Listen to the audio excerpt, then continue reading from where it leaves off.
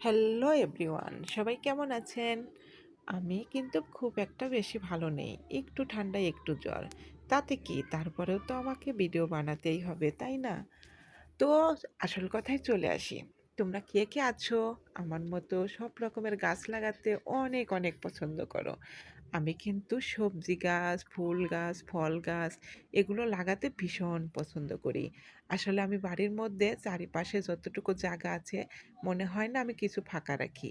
সব জায়গাতেই এই যে দেখছেন অল্প একটু জায়গার মধ্যে আমি মরিচ গাছ লাগিয়েছি। তো আবার ফের ছোট্ট একটা বালতির মধ্যে লাগিয়েছি শসা গাছ।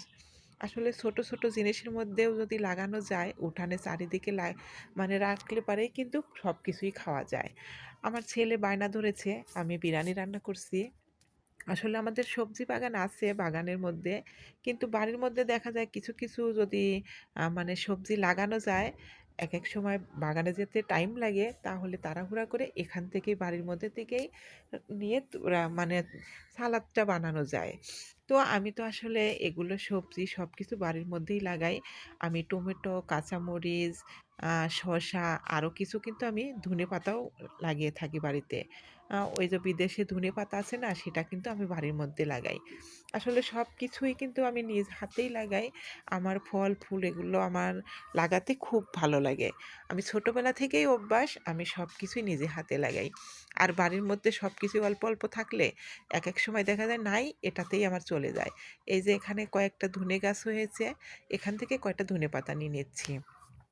আমার ছেলে অলরেডি বিরিয়ানি রান্না করছে, খেতে বসে গেছে।